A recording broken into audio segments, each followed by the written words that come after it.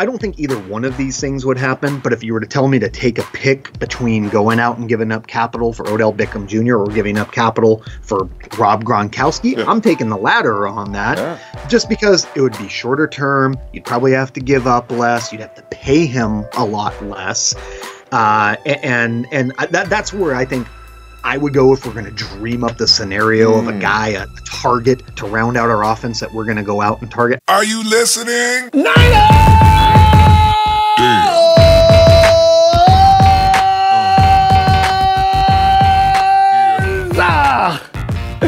Ronbo Sports here, representing the Niner Empire organization worldwide, where 49ers football, the season just never ends. And it's getting closer and closer on every tick. Fam, thank you for allowing me to come in and talk 49ers football with you. You know I need this. I know what you're saying. Are you doing this for us, Ron, or doing this for you? Ronbo doing it for us, not just me.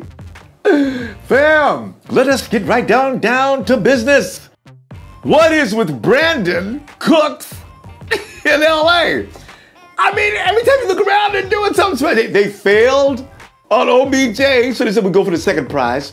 Look at Brandin Cooks. They claim they've been looking for him the whole time. So, you know.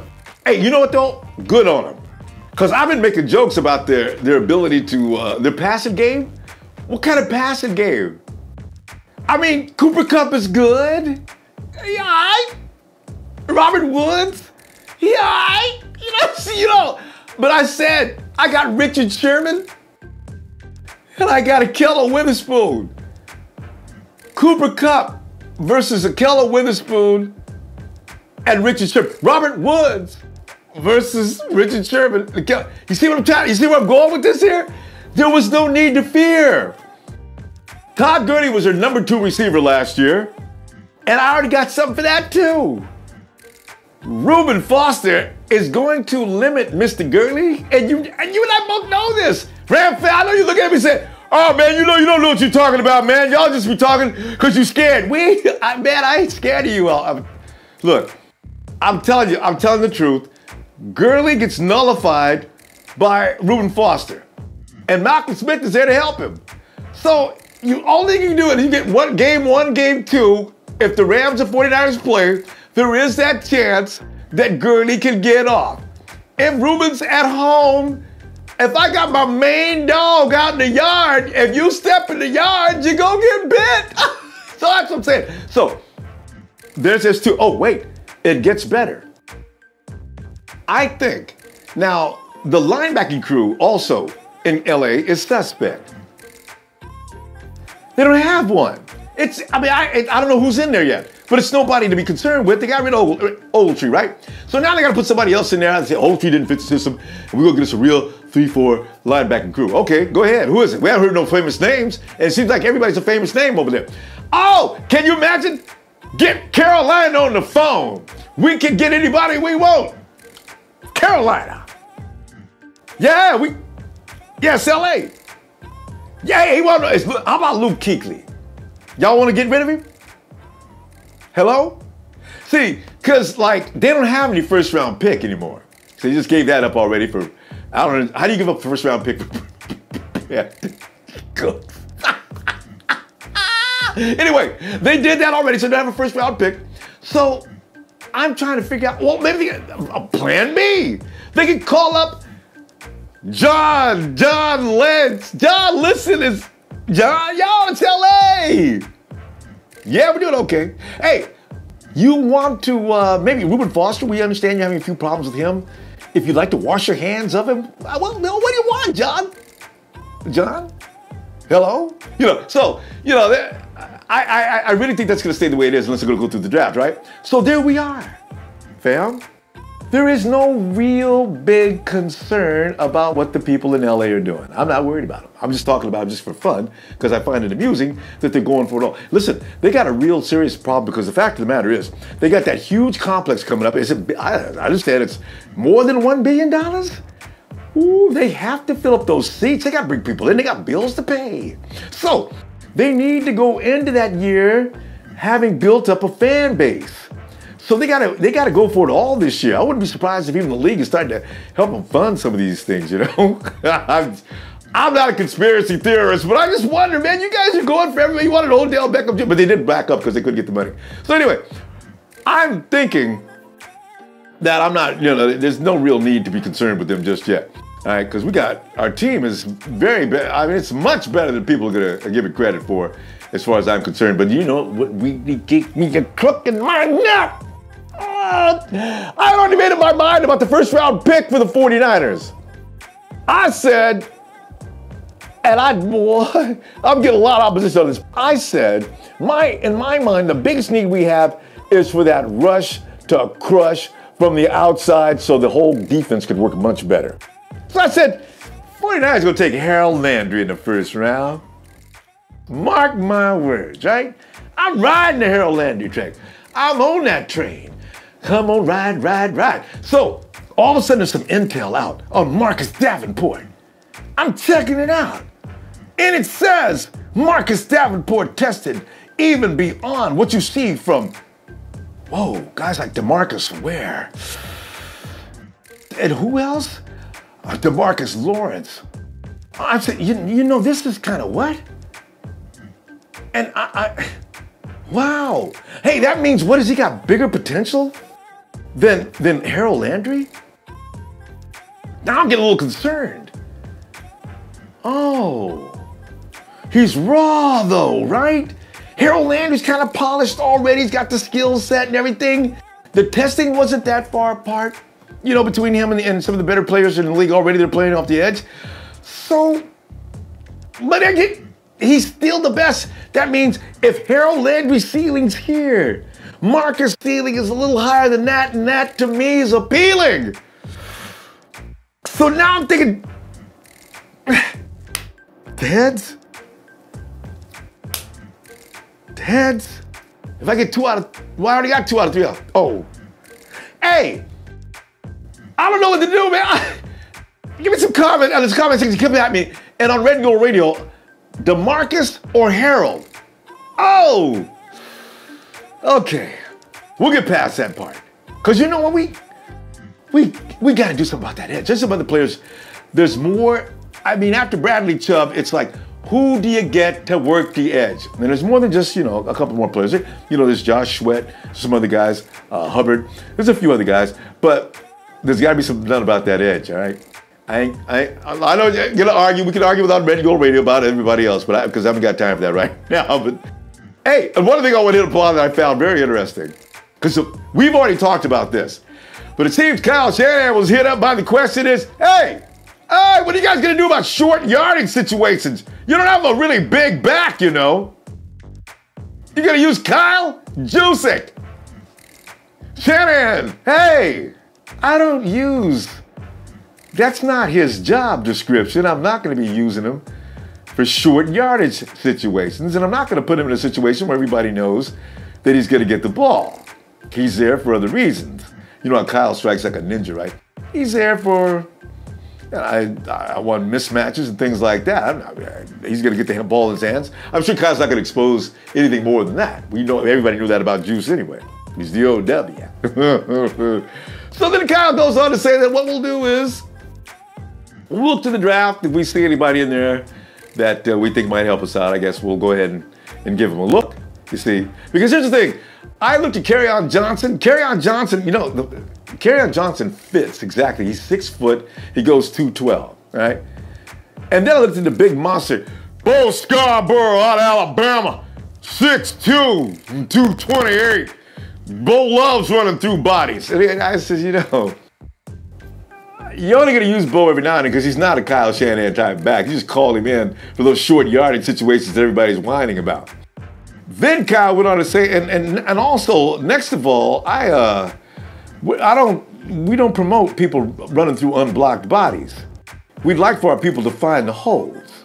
You see, you know when he said that, I thought, okay, I know we're thinking the same thing, right? Kyle wants running backs out there that can find their way without him having to show you and tell you what to do. And Bobby Turner probably thinks the same way. If we go through some practice, if you haven't got the instincts to find the hole or the speed or the intelligence and ability, maybe you should find another team. I ain't saying, I'm just saying, you know. So, you know, I bought in on that too. You know, a running back, his job description is to find openings, hit the hole, and get the hell up out down the field. So that's that, and I think that's the angle it's going to take. I just find that intriguing, you know. I like that stuff. Hey, let us now go to Seattle and check out who's on the cam. I'm going to check out Alex from Seattle, because you know Alex, I like to talk to Alex, he's up in Seattle. I like to see what the temperature, what the environment's like in Seattle right now. You know, because we got Richard Sherman. You remember they're burning jerseys. I want to know what the sentiment's going on in there now. And also, how do they feel about the team? If the 12th is depressed right now, Alex knows. Alex will fill us in on it. And we can laugh. We've suffered, fam, for so long. It's time for us to get a laugh. And Alex, I'm pretty sure he's going to have plenty. So go check out Alex right now. Alex! Yeah, Alex is going to make his entrance here in a moment. We'll wait for him. Anyway, it's my pleasure today to welcome Alex. And now, here's Alex! Alex! I didn't even know you were there. Damn, I had my earbuds plugged in. Alex, and stuff. Oh my god. Alex, here's the thing. How did your system answer without you? I have no idea. That's what I want to know. Alex, that's kind of weird. Alex, this is very scary. I better fix that setting. Alex! What's up, my man? Alex, it's you know, this is the fun thing about this time of year, because there's always going to be something up. I'm glad you asked that question. Brandin Cooks has just been added, as you know, to the Rams. The Rams have become our new nemesis. The Hawks are going to take a little break, and they're going to build their forces back up. But now, here come the Rams. Hopefully not. And the bandwagon is starting to load up. Because I'm still curious about who was a Rams fan before, let's see, they got there in 2016. They've been there for a year now, too. So I was wondering, where are these people coming from walking around wearing blue? But that's not, what I want to know is, what do you feel about this latest addition to the Rams roster? Are we to be intimidated? Alex, are you scared? I'm not scared, and I'll tell you why. 2 words. Jimmy Garoppolo. My favorites. No, I mean, honestly, like, let's be honest. It'd be nice if the Rams would stop making moves for just a couple minutes. They've obviously loaded up. That defense is looking pretty scary. I think the only part of that defense that isn't super scary would be the linebackers, I suppose, right? But other than that, in the secondary, up front, everything is, it's like an all-star team. Yeah. It's like the NFC Pro Bowl defensive roster is out there or something. Yeah. So we gotta be real here, and we gotta say that they have definitely made some improvements, and they've probably made the type of moves this offseason that most fans say. They're out there on Twitter and stuff. Yes. Every time the 49ers post something about their new website launch or something, you go look at the replies, and it's like, go sign a player, go trade for Gronk, go do this, go do that. Yes. That's the kind of offseason that people wanted the Niners to have, but we haven't had. And I'm perfectly fine with the one that we've had. I'm a little bit concerned about the one that the Rams have had. But look, we only got to play them twice, right? And then we can worry about them in the playoffs. But I just, I don't think that splitting with them is out of the question. No. Maybe they beat us both times, and then maybe we clean up on the Seahawks and the Cardinals and make up those games there. I don't know, however it's going to work out. Yeah. But just 2 games against them when we can definitely control our destiny the rest of the way. I'm not even tripping about them right now. Yeah. In fact, Alex, Rams fans, because they're all over my social media and taking shots at me, they even watch my weekend films. So Rams fans, I'm going to give you a round of applause. Good stuff, right? Who doesn't like Ronbo? Rams fans too. Some of the compliments the Rams fans have paid me have they've been a little less than tasteful, but at least they came in to say hi. Hey, let me tell you, as a guy who's a Niners fan living in Seattle, yeah, you know, I've heard it from our rivals. We can take it. We can take it. Hey, but Alex, have we done enough though? And I was hoping we'd go into the draft this year doing the BPA. Have we done enough though in free agency that maybe we can just? How are we going to do in the draft? I mean, how are you going to approach that? And what are your feelings on it? Well, as far as free agency goes, I mean, I think you have to take Kyle and John at their word and say that, you know, of the four guys, I guess, that we've signed so far, right?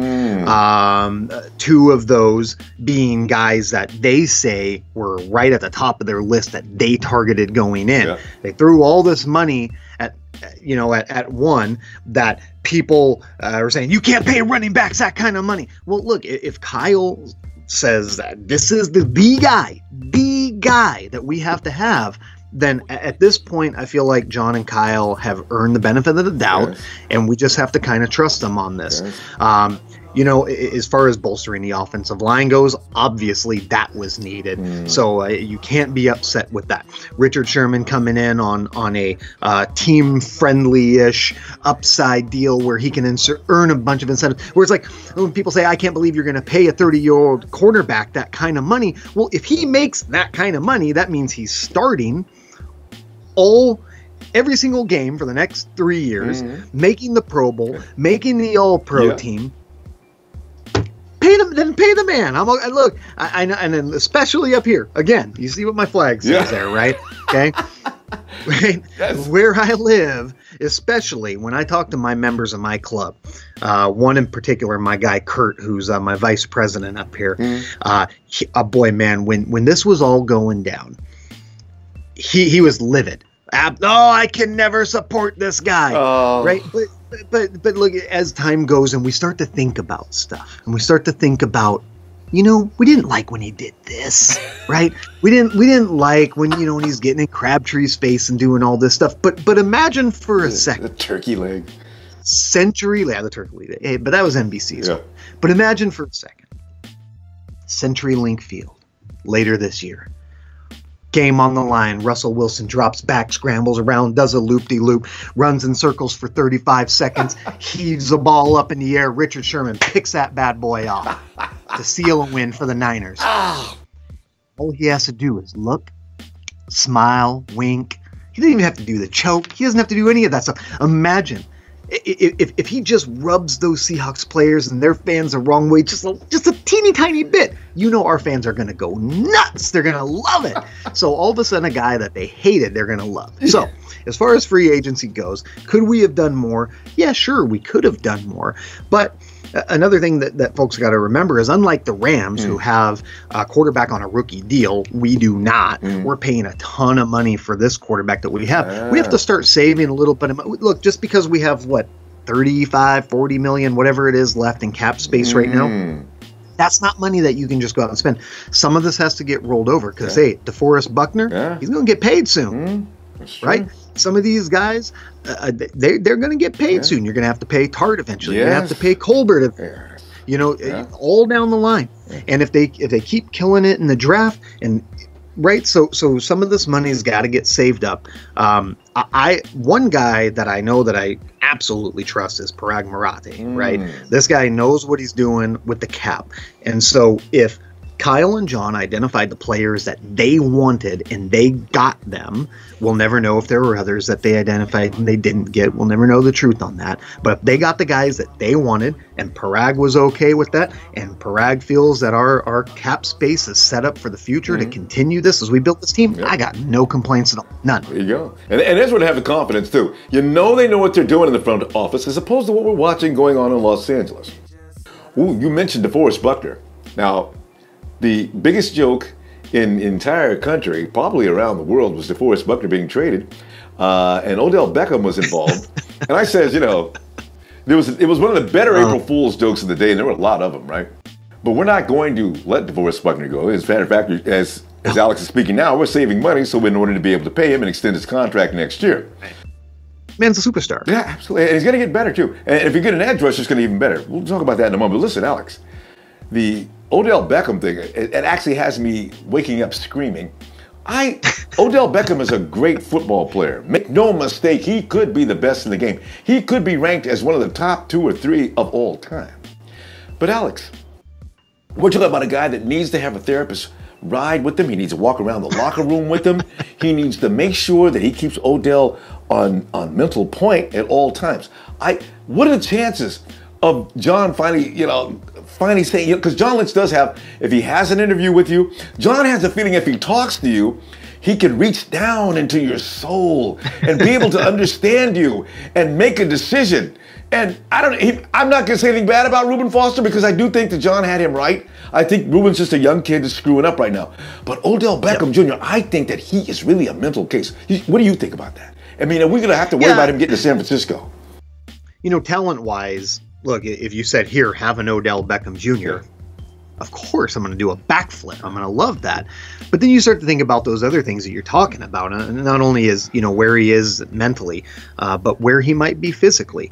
And not only that, but and I'm not going to try to convince you that Kendrick Bourne can be the guy to round out our offense better than Odell Beckham Jr. could be. But what I will say is I believe that in Kyle's system and with his ability to coach these guys up and identify guys, I'm happy with having Kendrick Bourne over Odell Beckham Jr. because of all that other stuff that you just said. Yeah. And whatever the compensation would be, I don't know. With the Rams going out and making this move today, maybe that means that they were the one team that was going to go crazy and give the Giants what they needed. And if the Giants feel like they absolutely have to move on now because of where they are, I don't know, maybe we get him for some sweet bargain deal.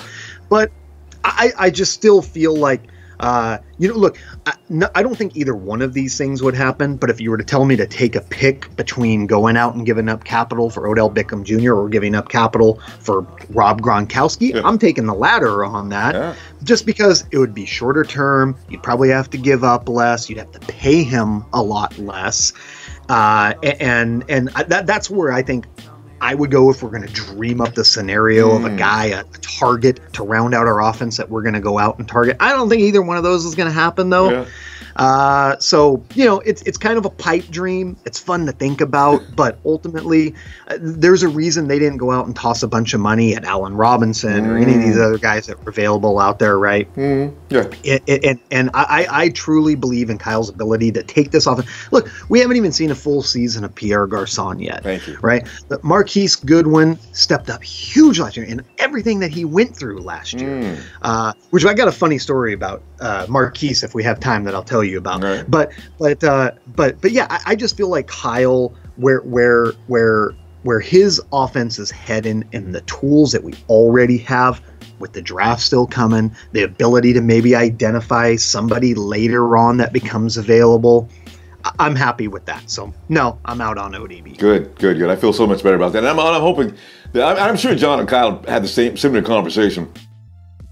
Now, though, Alex, I'd like to know, and I know all 49er fans are curious as to the jersey burning of probably the greatest cornerback in Seattle history. And I doubt, but I'm not going to look it up, but I'm pretty sure I'm pretty accurate on that by just guessing. And then Rich, of course, is a very passionate person. He's very sensitive. He tweeted back, "Hey, y'all need to find out about what happened in that front office before you start blaming me for everything. I didn't quit; they fired me." So I'm laughing as I'm reading. Didn't cut himself. I'm laughing because the fans are all mad. Have they calmed down yet, Alex? I mean, are they starting to rationalize and figure Rich maybe tell the truth, or what's up in Seattle right now? I'll answer that two ways. First, let's go back to the burning, because obviously it's very symbolic, because it's kind of like a dumpster fire, right? Not only that, and maybe you'll have to go when we're done here and you'll have to look up this photo and pop it up on the screen when you edit this, but there was a Seahawks semi-truck. I don't know if it's their equipment truck or whatever that caught on fire. This was, I don't know, about 2 months ago or something. It was going down I-5 and literally caught on fire. So it was kind of like the Seahawks bandwagon engulfing in flames. It was awesome. So everything's on fire here. Dumpsters, trucks, jerseys, their fandom, everything's going crazy. But no, I mean, but then the second part of that is, yes, it's calmed down a little bit to a crazy point that I actually saw I guess prominent, I hate to even use that word for this guy, a Seahawks blogger that was trying to make the point the other day that they have had a better offseason than the Niners because they got more players and spent less. There you go. Can you? I can't even name one of the guys that they picked up. I forgot already. There's nobody. And look, we didn't go crazy. Look, we didn't go have a Rams offseason, but we still got some guys that are really good, right? And but yeah, these guys, they're talking themselves back into believing again, and I love it. Another guy, I had put out a tweet one day that said, and look, and I wasn't being brash. I was asking an honest kind of question, and it was just kind of like, as they were going through all this stuff, and it kind of seemed like their dumpster was on fire. And the question was something to the effect of, hey, I don't want to get ahead of myself, but have we moved ahead of the Seahawks talent-wise now on paper? Are we more on par? Where are we at? And the question was, do you see the Seahawks winning more than 6 or 7 games next year? Another one of their prominent bloggers or whatever kind of quote tweeted me and just put LOL. I think that, look, well, I dislike them. I'm biased, but I think these folks are in for a rude awakening. They had a little bit of panic. They're now talking themselves back into buying into Pete Carroll's Kool-Aid. Yes, indeed. But I think that they're in for a surprise. I don't see how with that offensive line, and they're going back to a power run game. I don't know with this, that's what it looks like, right? They brought in who was our old offensive line coach, Solari, I think his name was. They brought him in to replace whatever. See, I'm forgetting names now. The guy we almost had as a coach candidate last year. That's why I've tried to just delete. Don't even say the name. Right, but they brought in Solari to be their new offensive line coach. So the thought is that they are going to try to go back to this power, run scheme. But they don't have Marshawn Lynch. Yes. I guess they're going to do that with some combination of Chris Carson and Mike Davis, or I don't know what. But can't wait. I cannot wait to watch that Seahawks offensive line face our defense, and in particular the Rams defense. That's going to be fun. Russell Wilson's going to be, he's going to be running around in circles, man. Alex, have they finally come to the realization that Russell Wilson's getting up there in age now, and him out sprinting everybody's defense? Maybe time to be careful with him now, give the ball to the running backs a little more, instead of just putting it back there and it's your option, Russ. If you can't find a receiver, get on your horse, buddy. Because we still get manhandled by the Rams. I was actually scared for him in that game. I mean, I thought I see Aaron Donald. He grabbed Russie, and I think he took him through the air, and it was a one-armed body slam. I said, oh, my God, that had to hurt. So, I believe Russell Wilson is a very good quarterback. I know there's a lot of people out there that want to say he's lucky and all this stuff, but he's good. The guy has like eyes in the back of his head. I swear to God. Like I don't know how he has avoided a gigantic hit to this point, especially with the state of that offensive line over the last couple years. The guy is elusive. He's quick. He's fast. Right, he does have a good throwing arm, right? And as we know, he's accurate. And look, this is what happens if you can't chase the guy down, if you can't contain him. The longer a play goes on, the more in favor it is of the receivers, right? Because once they start running these backyard routes, the DBs have no idea right now. At this point, they're guessing and they're chasing. So to his credit, he's good. I think that they should try to do something different. I just don't know how they're going to pull that off. I mean, maybe that'll be the plan, but Russ is still going to have that escape valve going because he's going to be running a lot. Alex, the networks, a couple of them have already bought into that Kool-Aid. They've already designated the Hawks to be number 2. Of course, the Rams in everybody's mind is number 1. And we're to follow the Hawks in the standings. And I said, why? Why? So, I'm still in shock. ESPN especially loves to put us down in places where we're not supposed to be. So I don't get it. Well, and I will say, I don't think that we've leapfrog them all around in talent so far. Look, because the people say the difference between a team with 13 wins and a team with 7 wins in the NFL, that the talent level's not that big. So look, I believe we are the better team now all around. I think looking at it from top to bottom, I really believe we are, and mostly because these networks and these guys. Who signed that shirt for you right there? There he is, Adrian Colbert. They don't know about the Punisher. They have no idea yet. They don't know how good Jaquiski Tartt is. They don't know how good DeForest Buckner is. Sure, some of the really smart ones are, right? But your average ESPN screen screamer, the guys that get on there and yell at each other, they have no idea how good these guys are. Right? They don't know how good Marquise Goodwin has become. They don't, and look, and you hear all this stuff about Jimmy G, and they say, look at his touchdown to interception ratio last year. Sure. That's what people who don't watch the games say. And look, we know his first game starting, was that against the Bears? Yeah. Whoever it was. That was the Bears. There was a throw he made sometime in the first half that otherwise it's not something that shows up on the stat sheet. I think it was like a 13-yard gainer or something like that. Maybe less. Not even that one. I'm not even talking about a crazy one. I'm talking about a pass that he just made where he had a dude coming open in the middle, and this ball, it was just one of them passes that just perfectly evaded the defender over the middle, got right to his receiver's hands. It's those kind of things that you see that don't show up on the stat sheet, that when you watch the film and you watch this guy play and he's good. Yeah. Not just average, now look, just really good. Right. And the guy knows he's good. I know, I like that about him. He's a little bit conceited.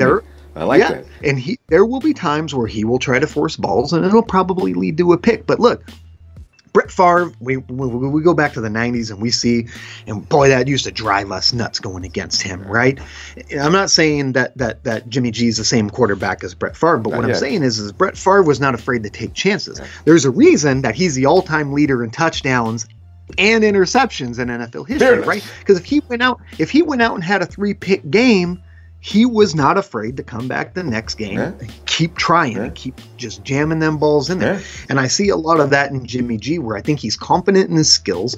He will take risks when it's pertinent, when the game's on the line and he's trying to win the game. Whereas what we saw last year with Hoyer and with Beathard, right? Beathard took so many hits. What was he taking? 17, 18 hits a game because he would not let go of the ball. That's not going to happen with Jimmy G. So people can talk about his touchdown to interception ratio all they want. He's a real deal. So they're going to find out. Yeah. They're going to find out about this roster. Like I said, it's going to be Punisher. It's going to be prolific. All these other guys. I can't wait, man. But But you know what? I just want to run down to any Hawks fans. Maybe think, well, King Prima for that. Okay, Cam. So let's look at that defensive line. You lost Michael Bennett. I believe Irving's gone. Yeah, Cliff Averill is kind of up in the air. Then you got Cam Chancellor. They say that that's a career-threatening surgery procedure he had. Earl Thomas is Earl Thomas is trying to get to Texas, and he may make it before this is all over. So therefore, it's just not that scary of a defense anymore. They become kind of a normal, average, everyday defense. So this is why I know, just from what you just pointed out about Jimmy G, they are going to be meat. M-E-A-T, and raw meat, pounded with a hammer. They still got some good players. They do. There. Don't get me wrong, but not to the level that they had. Thomas is still there. Yeah. No, but it's a lot more to me about like the depth too. Yeah. Like when the year that they won the Super Bowl, the depth that they had, especially on the defensive line, and that front set was insane. Yeah. After they won the Super Bowl, the normal thing happens. Guys got poached, right? Yeah. They lose guys like Malcolm Smith. Yeah. Okay, know where he is now. Yeah. They lose some of that good depth. Yeah. They had actually rebuilt it pretty decent. That was solid. Like over the last two. But now here you go again. You're starting to lose it. And it's when their window opened, they were a younger team than we were when our window under Harbaugh opened. Right, we had a lot more aging veterans at that point. Yeah. And so what eventually caught up to us, I feel like, is you start making a bunch of deep playoff runs, all those extra games, all those extra hits, extra miles on legs, they catch up. And while they had a younger team, so maybe their window was a little bit longer, I really feel like that this is just going to catch up to them. And look, they have not had a solid draft in a few years. So unless they hit a home run, obviously, when they got Sherman and Wilson and Chancellor and Earl Thomas for a couple years there, they really knocked it out of the park there. But they haven't had one of those in a while. Free agency, they haven't done much. They had a dude playing left tackle that hadn't played football since high school. He was a basketball player. So don't forget the Super Bowl with a wide receiver they picked up out of a sporting goods shop. Sure, exactly. So until they can prove that they can rebuild that roster, yeah. We'll see. I'm gonna love watching the 12th. All right, guys, put those little flags away, and I guess we can go to the car. This game's over. Hey, name game. I want to see just your reaction, or just your real briefly your feelings on some of the names I want to call here, and your expectations in 2018. Let's start with, you talked about Kendrick Bourne a minute ago, and made a comparison between he and Odell Beckham Jr., which was adorable. But not really comparing them. But you want to clear that up. I know what you were saying. But what are your feelings on Kendrick? I like Kendrick, and I'll tell you why. So he's a Portland kid, and our sister club down there in Portland, the Niner Empire of Portland, they've actually had a couple events where Kendrick's come out and hung out with them. Right. And, I haven't been there, but my boy Josh, who's the president of that club, he just rants and raves about how nice this guy is and how down to earth he is. He's just a real dude. Heard that before. Goes out and hangs out with the fans and stuff. And look, I think toward the end of last season, when he started to get some more reps, you saw a guy who I think they can squeeze something out of here. You too. Again, not comparing him to Odell Beckham Jr. Not doing that. But he rounds out our wide receiver core, I think, nicely. Fine. I think that he's going to be okay. And he's got great hands. And I saw Jimmy threading that needle and him catching that ball and hanging on to it. I was thoroughly impressed.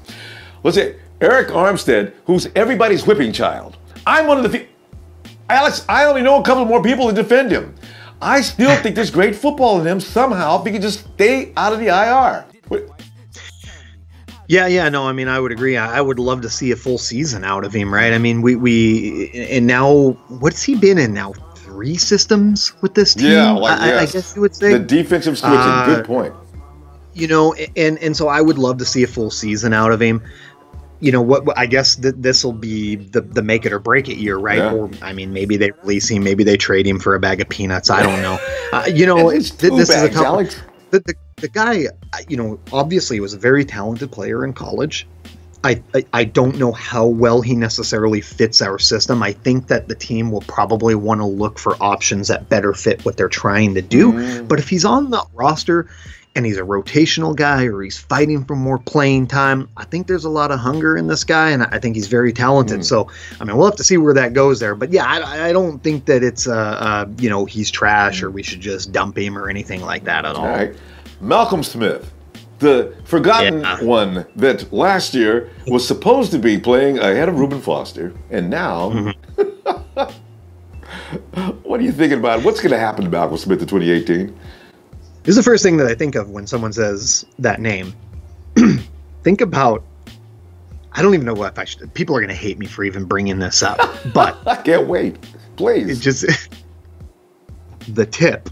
We now have both pieces of that are both members of the San Francisco 49ers. So that's the first thing I think of, is how just surreal this is to go from it almost feels like that NFC Championship game was eons ago, right? He's the guy that actually picked off the ball. Sherman tipped it, and Malcolm caught it. So we have both ends of that. So that's one of the funny things that I've seen with a lot of Seahawks fans, where they're like, you gotta be kidding me, they got both of them and all this stuff, right? I think that's great, especially because we don't know where Reuben's head's at. Yeah. We don't know which direction the team's going to go in the draft. I mean, sure, if they end up with one of these linebackers that look really good, we could find ourselves, if Reuben's on the field, if he's healthy, if he's not being an idiot, let's just be honest, if he's keeping everything straight, and he probably will miss some time this year, but when he's on the field, if you have Reuben, and you have another upper echelon, one of these talents in the draft that we're looking at. Look, people are already making comparisons to Willis and Bowman. Let's pump the brakes on that real quick, okay? Agreed. But that would be great. But if Ruben's not there, what a good depth piece, right? So I'm excited to have him back and have him healthy, to be honest, because this is a guy that we got nothing out of last year, and we could be doing this kind of deal that we saw what the Seahawks did a few years ago with building that front seven depth, and that's something that we really need. I believe that our talent overall is, of course, a lot better now, but now we have to work on that depth. And there's some of it. There's depth pieces like Cassius Marsh. God, why do we keep going back to former Seahawks? I know, lots of them, and we got others. But, actually, you just named one. Yeah. So, yeah. Right. And by the way, and I just want to throw this out there because it drives me absolutely nuts when people start to say that, we're trying to copy the Seahawks blueprint. I know. Where did Pete Carroll learn this system? Thank you. Point that out. Yes. Okay. So let's give George Seifert the credit that he deserves. And okay, but yes, there are obviously all these ties with former players, coordinator that came out of Seattle that learned this system. We're using this system that obviously Pete Carroll has really perfected and made good. But you know what? I don't care, man. If my worst enemy's grandmother wants to come be a wide receiver for us and she's good and she helps us win, I will take it. I don't care. I will take it. And Alex, Seahawks you can always circle that back to what you said. First of all, that is not Seattle's. It came from, well, actually, I read back further. Landry had something to do with that system. But anyway, Seifert is the one. Seifert actually made it what it is, to the point that Pete Carroll, who came along with one of his disciples, took it to where he took it. It was by the way, it was elephant. For those who don't know, a Leo is an elephant. All right. I got that off my chest. That's a funny story, by the way. Yeah. And if anybody doesn't know that story, just go look up Pete Carroll, Elephant Leo. Yeah. It's a hilarious story. But yeah, I mean, it was kind of, Pete Carroll was coming off of a failed head coach tenure, comes and becomes our defensive coordinator. Seifert says, this is the system you've got to run. Of course, Carroll's a smart coach. He's made some adjustments to it over the years. This isn't, the NFL, you don't go 25 years running the same scheme, exactly. But yes, so I'm a little tired of that, but that's fine. That's okay. If people want to say that we're copying the Seahawks and we end up with a bunch of W's and something that slides on right there, I don't give a. That's right. Don't get. We'll still wear that ring and be smiling about it. We will not be waving around a little 12th cloth, though. One last guy I want to run by, because you had a story about him anyway. Marquise Goodwin, because to me, he was such a marvel last year. The strides he made from where he was when he was in Buffalo to come in and just step right. He redefines the term. All right, guys, we got guys out. Guys are going to have to step up. Marquise Goodwin stepped up. Your feeling on Marquise, what we expect now, he's going to be running next to Garcon next year. I had asked Robert Alvarino, who's vice president and executive producer for the 49ers. I asked him just the other night. I was hanging out with him. He was actually here in Seattle. Awesome. And I said, favorite player on the team to cover.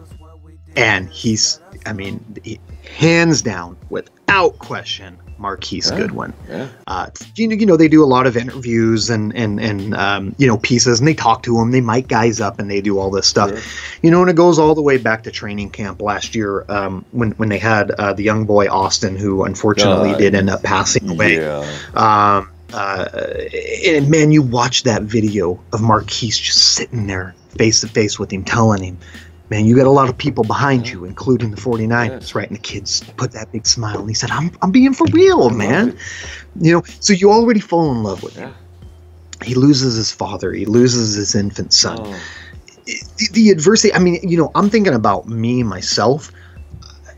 You'd have been a basket case. I would have crawled into a hole, right? I would have been like, that's a wrap. But for this guy to not only, fight back from that, but to come back from all that adversity to do well. If it weren't for that injury in the last game, he would have had a 1,000-yard season. Incredible, right? Yes. And then to get that extension, like, man, how can you not root for this guy? How can you not want him to do well? And then not only just do well, but to be a superstar. I don't know if he will be a superstar. I'm not trying to say that, right?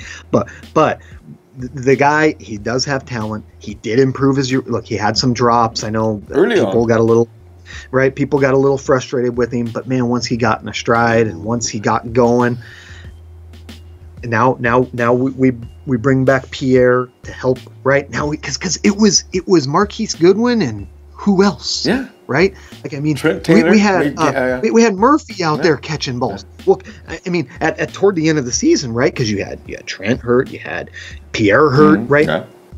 Yeah. I mean, so when you have Lewis Murphy out there catching balls for you, you've got right? last few. Right. And Marquise Goodwin is your feature wide receiver. Yeah. You'd probably think, oh, that's not a good thing. Yeah. But man, he went out there and he balled out, and he had a 1,000-yard season. So a couple of 100-yard games. I mean, yeah. Right. So. I think it's great. And by the way, and the other thing that Rob told me is he stumbled into a little bit of tradition. I believe the game where he caught the deep ball. That was, I believe, that was the morning that his son passed away. Rob saw him in the tunnel, gave him a hug, said, go have a good game. He goes out there and scores that touchdown. Yeah. So then they built a little mini tradition about it. And now every time that Rob has hugged Marquise Goodwin has scored a touchdon. Ooh. So I told Rob, I said, you better hug that man every game. Woo! Yes, indeed. And put him on the payroll. I mean, he's been an integral part of the team. Yeah. Right. That's right. So kind of funny. I do love me some Marquise Goodwin, man, and then that's one guy I will root very, very. He's my favorite guy too. They tell you what, hey, Alex in Seattle. If you haven't found Alex, you got to know every 49er fan in the area. I can't imagine anybody not knowing who you are in the chapter and the fun you guys have. Some of the things you guys do when the 49ers are coming to town and stuff like that, and the parties you're doing at the club and pubs. That's amazing. Right? That's great. So. 5 viewing locations now. We have a big barbecue coming up in August. It'll be our 5th annual. We do an airport greeting every year. We welcome the team in, line up the streets, hoot and holler for them. We have a big viewing party downtown for that game, about 300 people usually. We just had Roger Craig here for our Super Bowl party. I saw those pictures. He hung out with us. Yeah. That was a lot of fun. And we've already booked for unless week 1 is a Monday night game or a Sunday night game or something like that. So it'll either be week 1 or week 2. We're going to have Mr. Ronnie Lott in the house. Ooh, so we're doing big things. We're bringing in the alumni. We're having a good time, man. And if any of y'all out there are ever in Seattle, especially during the season, hit me up. Come out and hang out with us. I'll buy you a beer, buy you a soda, whatever it is you want, and just come have a good time. And how do they contact you, Alex? Twitter is probably the best spot, at Seattle Faithful. You can look us up on our website, seattlefaithful.com, or you can find us on Facebook, Seattle Niners Faithful. There's a public page, also a private group. One of those things will pop up. You'll see it. Just click join. Any of those ways. But yeah, Twitter is probably the best way because, I'm just like most people, right, all day long, just like this. Yeah. So just find me right there on Twitter, at Seattle Faithful, man. Give us a follow. Come out and hang out with us. Yeah. I'm going to hit the road a little bit this year, too, I think. Right. So if there's any faithful in Kansas City, I think I'm going to try to make it out to Kansas City this year. And if I'm... Right, and unless it's like, a cold weather game, I'm thinking about Green Bay, too. So it's early in the season. Oh, yeah, right. We haven't got the scheduled timing yet. But, yeah, if it's early in the season, you won't freeze to death out there. There you go. No. And Alex is right about Twitter. Every time I want him, Alex answers almost immediately. So get him on Twitter. Alex? Maybe that's not flattering. He has a life. I just mean that he monitors his phone. There's nothing wrong with that. Alex, love you, man. I tell you what, I'm going to give 3, 2, 1. I'm going to shout on out of here. 3, 2, 1. Go Niners! How about that? He's added to that. I love it. Alex! Thank you, Alex, my man. I'll check you out a little later, Alex. You know that CEO line and everything else. I'm Alex, man. Let's go to Seattle, see what's going on up there. Because we have been joined at the hip with Seattle for like 3 years, 4 actually, you know? Even though it was like that stepbrother we don't like. But when you think about it, we have been really tight with Seattle. It's been a love-hate situation. We hate them. We'd love to play them and beat them, but we never could. And they got away. Oh, they retired, they left, they disappeared before we could get even. That's fine. We'll beat up Russell Wilson and the rest of them, right? Fam, coming up this Sunday, we continue with Red and Gold GM. It's become real big. And fam, I noticed you're starting to really enjoy that. You come in, you got the questions for the GM on the day and everything. It's been all the fun. Appreciate you, fam. Let's see you Sunday at 5 p.m. It'll be Taryn in. You'll see Taryn. Taryn's got a lot of insights on football. And his mock draft is, I'm pretty sure, going to be very sharp. Should be a lot of fun. And of course, at 7 p.m., we will get together and discuss the week's events pertaining to the San Francisco 49ers, like we always do. And if you've never participated or joined in, you will love it. 7 p.m. right here on YouTube. It is the 49er fan gathering each and every week, and it is loaded with heat. Yo, fam, I'll see you on Red and Gold Radio. You'll need the app for that, so get that. Hey, and if you hear a notification suddenly on Saturday, I'll be in there. If something crazy happens, like they say, Odell Beckham Jr. has just signed with the San Francisco 49ers. Oh, no, you did not say that, Amanda. You lost your mind. Get him on the phone. Oh, John, what did you do? You know, you can go through all that. You know what I'm saying? So, man. See you in a bit. Count me down, Maestro. 7, 6, 5, 4, 3, 2, 1. You'll never have my secret stolen.